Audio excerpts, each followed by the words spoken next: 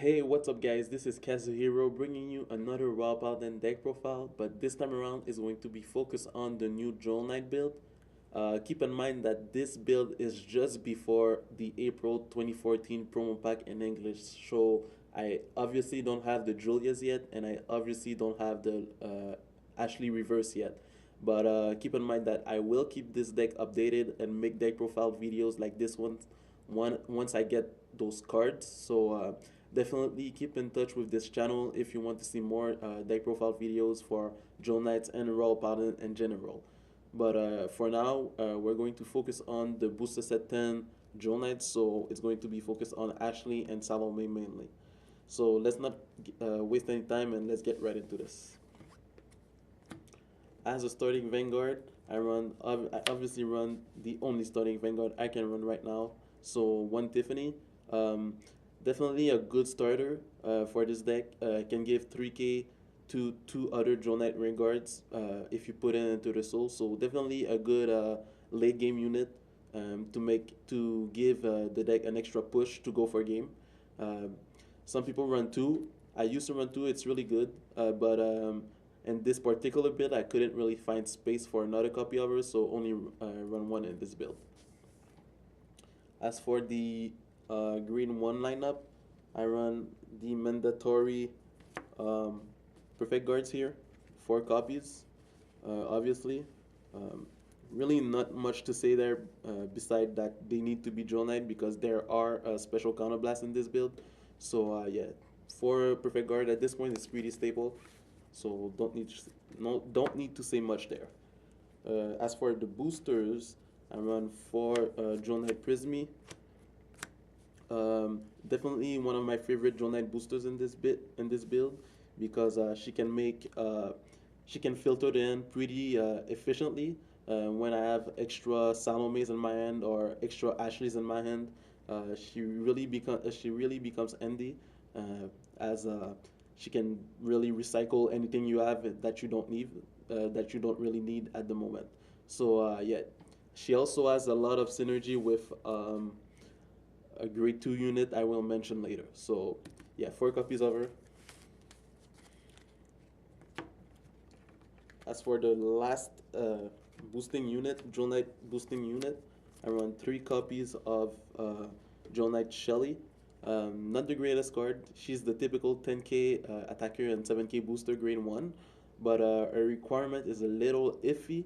It's when I control 3 other or more Joel Knights on the field, but the fact the fact of the matter is when I have 3 other or more Joel Knight on the field, I usually don't need her as a 10k attacker. But she's still Joel Knight, so she contributes to the field, and 7k is still pretty good for a boost. So yeah, pretty much the only reason I run her. But yeah, her effect, like she's pretty much a 7k vanilla most of the time. So yeah, 3 copies of Shelly, and as my last booster, can't go without the man Toy Pugol here. You guys already know what he does. When I control 2 grade 3 units on my field, he becomes a 9k booster. So really key unit um, to make Salome hit for 21k on the Vanguard after the limit break and make Ashley swing for 21k anytime she wants. So yeah, great for applying pressure to your opponents, especially with Salome when she got that extra crit. It becomes really hard to guard when she swings for 21 and with a Pugol and behind her. So yeah, key booster in this build. As for the grade 2 units, of course I run the mandatory, the typical 12k beater here. Tracy, Joel Knight Tracy. Not much to say there. It's pretty stable at that point with the archetype right now in Vanguard. So 12k beater.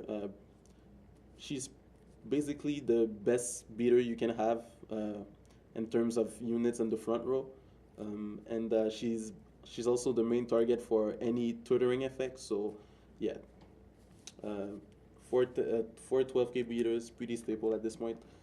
Um, as for the other beater, I run the 4 really hard to find Joel Knight Owen. Also really useful because one of the reason why is because one is Jewel Knight, so he contributes to the field, and two, he can be 11k when you control more rear guards than your opponents. Uh, Really conditional effect, can be a dead draw at the late game since most of the time you and your opponent do have a full field, and when both you guys have equal number, he doesn't get his boost. But he still Draw Knight can be really useful when you're out of Tracy's, and yeah, overall, like the only reason he's running this build is because he's Draw Knight. We don't really have other Draw Knight beaters, so yeah. 4 copies of Owen.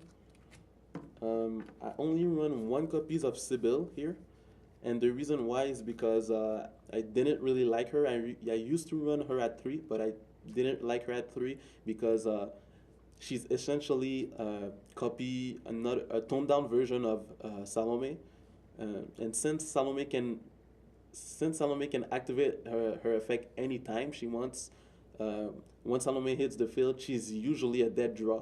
So I really didn't like her for that.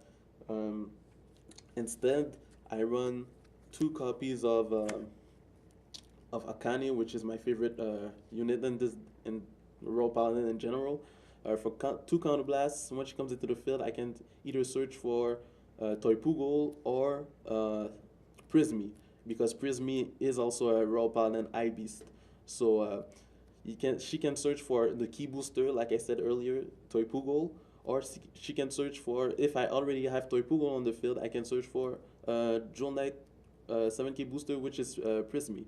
So she's really handy in this build. I really prefer her over Sybil, which is why I run 2 copies and only run 1 copy of Sybil.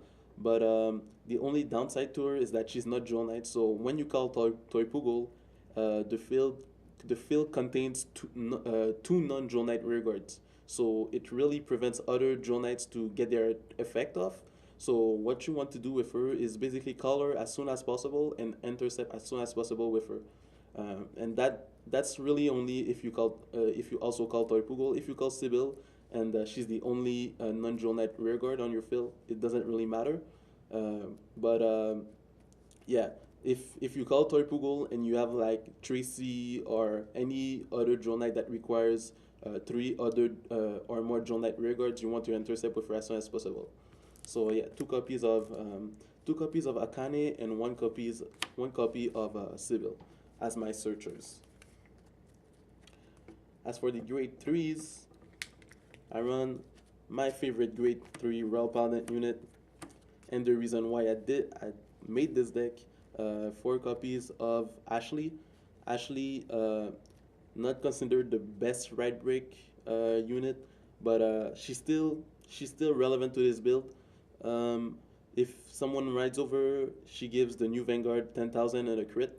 Not the best right break, but it's one of those right breaks your opponent is forced to block no matter what, because if they don't, they might die. So she's really good in that sense, but the fact that she can easily be stopped by a perfect guard is what really tones her down. But overall, like, she's really good. She's still an 11k body, which is new for Royal Paladins in general, and yeah, that 11k body really helps on defense. So yeah, for Ashley, nothing to say there. Right break unit helps for really big pushes and the overall strategy of the deck. And lastly, I run, of course, the main Vanguard of the deck, Salome. Salome, really useful card in general. Even if you have her at turn 3 and don't get the right break with Ashley, she's still really good because she can counterblast 2 anytime she wants and search for any Jewel Knight unit in the deck. So yeah, pretty much like she's the ultimate tutoring card you want, and she can even go search for Salome, which is part of the strategy of the deck. Not Salome, she can search for Ashley, which is part of the strategy of the deck because you want that other grade 3 unit for Torpugol to be active. So yeah, definitely, her tutoring effect is definitely the highlight of the card. Her limit break effect is also really good. When you control 4 other or more Jewel Knight rear guards, she gains 2,000 and a crit when she attacks. So she becomes like a pseudo Majesty Lord Blaster. So really, the deck is kind of played like Majesty Lord Blaster in the sense that you want to pressure them at 3 or 4 damage, and with your extra crit, so that you force them to block, you force them to overblock all the time. So yeah, in that sense, unlimited break effect is really good. So and yeah, it's pretty much the main strategy of the deck, trying to control the opponent's damage to apply pressure every turn. Um, as for the triggers, nothing too fancy here. Um, it's really the standard for Jewel Knight crits. Uh, yeah, pretty stable. For other non roll paladin general roll paladin critical, you really want those 8 critical triggers in this deck because yeah, you want to basically pressure, like I said, you want to pressure your opponent to block. So with the extra crits, it really helps. So yeah, uh, for draw triggers, mandatory, and for heal triggers, mandatory too. So yeah, nothing too fancy there. It's pretty much the 8-4-4 trigger lineup we see every time. So yeah. Um, yeah, that's pretty much it for the build, guys. If you want if you want to see an in-depth analysis of this build, you can always check out my blog. I will make a post about how to efficiently play this build.